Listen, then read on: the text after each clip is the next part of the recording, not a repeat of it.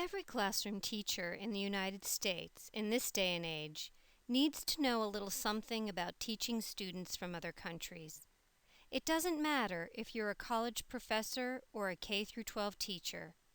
You need to know how to teach students who don't know a lot of English. According to the Institute of International Education's website, there were 609,923 international students in U.S. colleges and universities during the 2009-2010 academic year, and the number has been increasing every year. And according to data gathered from 2010-2011 by the Center for Immigration Studies, there are more than 50 million immigrants and their children, legal and illegal, in the country. This means 10.4 million students in the public school system come from an immigrant household. That's 1 in 5 public school students. Of these, 78%, or 1 in 4, speaks a language other than English. ELLs in Florida come from India, Mexico, Colombia, Haiti, Guatemala, and other nations in the Caribbean and Americas, Russia, Bosnia, and other Eastern European nations, Thailand, the Philippines, and other Southeast Asian countries, Somalia, Iraq, and more. They certainly do not share a common language or educational culture. Historically speaking, Florida public school teachers were, in general, not doing a very good job reaching and teaching this diverse population. Most teachers had never received training in international and intercultural relations and didn't know how to communicate and teach their ESL students. And unfortunately, there were some who didn't care enough to. So a lawsuit was brought forth to resolve the problems identified by immigrant parents and multicultural groups. Let's get some background first. By all means, Florida is not the only state with a large immigrant population, and Florida was not the first to disappoint immigrant parents.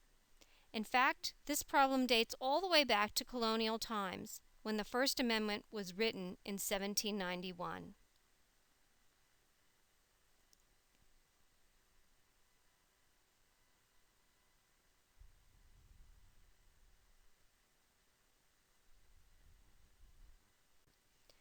In more recent times, lawsuits by dissatisfied immigrant parents and multicultural groups have been brought every 5 years or so. They all seem to show that immigrant parents want their children to learn English. Immigrant parents want their children to learn content and skills. And immigrant parents want their children to receive a useful education, succeed in school, and do well in whatever career the children choose.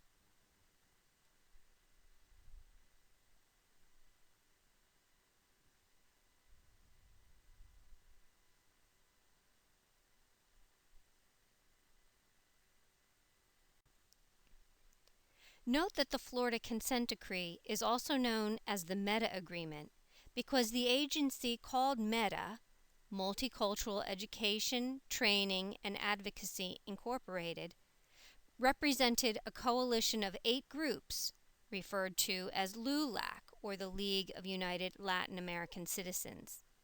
To make it easier, think of META as the lawyers and LULAC as the plaintiff.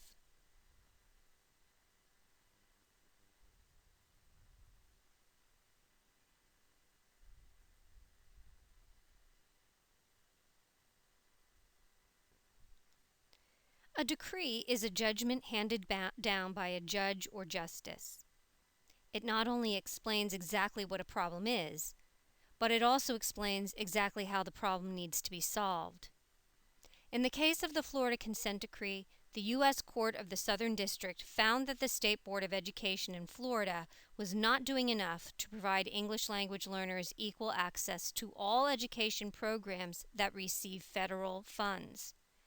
It then explains exactly how Florida schools must provide ELLs equal access to all education programs that receive those funds.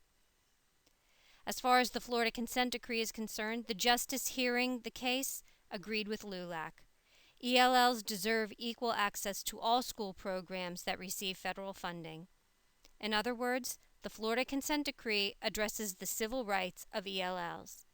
It is important to note that the Consent Decree does not grant ELLs any new rights. It simply provides a structure for compliance with federal and state laws already in existence regarding the education of ELLs. These are some of the laws Florida was not following and needs to now follow.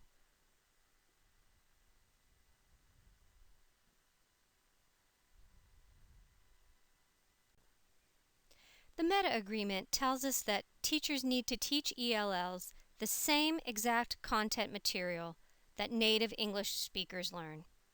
However, we use strategies and techniques that make the material accessible to ELLs. With its mandates, the Florida Consent Decree ensures the delivery of comprehensible input, Stephen Krashen's idea. In other words, meaningful learning, David Ausubel's idea. For how to do this, see my lecture titled Making Input Comprehensible, Putting Krashen's Hypothesis to Work. Now, every single public school in Florida must do these 6 things. 1. Identify and assess all non-native English speakers. The Consent Decree details the procedures for placement of students in the ESOL program, their exit from the program, and the monitoring of students who have exited the program. 2. Provide equal access to programming appropriate to their level of English proficiency, their level of academic achievement, and to any special needs that they may have. When you take the TESOL curriculum and materials class, you will learn in depth about one particular TESOL methodology that addresses these areas simultaneously. It's called CALA, Cognitive Academic Language Learning Approach. 3. ELLs are entitled to all programs appropriate to their academic needs. For example, compensatory, exceptional, adult, vocational, early childhood, dropout prevention, and so on, regardless of their proficiency in English. 4. All Florida teachers are required to have training in the field of ESL, commensurate with what they teach. 5. Florida Department of Education is charged with monitoring local school districts to ensure compliance with the above 4 provisions.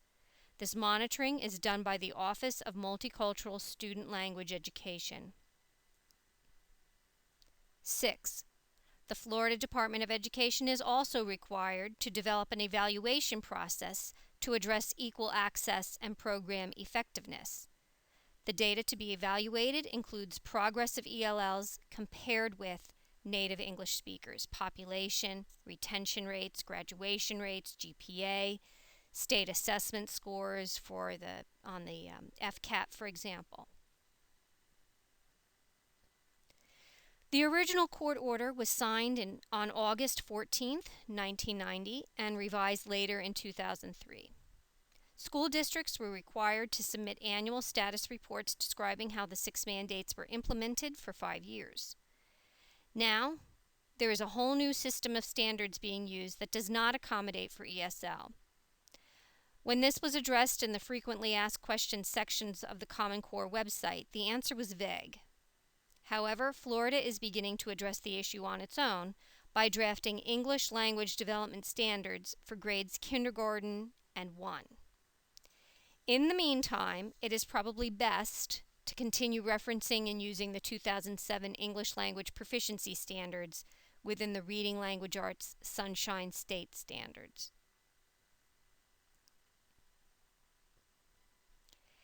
It is because of the Florida Consent Decree that you are required to take this particular class, as well as the other 4 in the program. When you take the course titled TSL 4140C, TESOL Curriculum and Materials, and TSL 3251, Applied Linguistics, you will learn many classroom techniques and strategies in detail.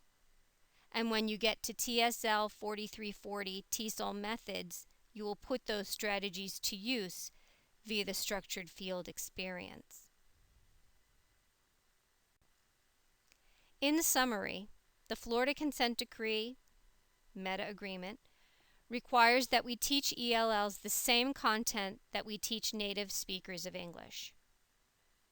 Best practices in ESL methodology, namely CALA, tell us that it is acceptable to cover the salient points of the content material in depth rather than with breadth. In other words, don't rush through all of the material just to get through it all. Instead, teach a few carefully chosen points very well.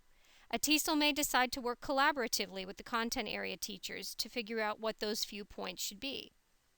In the TESOL Curriculum and Materials course, IRSC pre-service teachers learn how to do this independently as a critical assignment. The Florida Consent Decree acknowledges that not all ELLs are equal when it comes to language proficiency. It names proficiency categories: beginner, intermediate, advanced. The Sunshine State Standards also acknowledge ESOL proficiency levels and provide accommodations for those differences. This means that just like an ESE student can pass a benchmark according to descriptions known as access points for students with significant disabilities, ELLs can pass a benchmark according to their descriptions known as English Language Proficiency Standards. These proficiency standards are listed in Reading Language Arts after each standard's description, exactly the same way ESE accommodations are listed. You can find them by going to this website.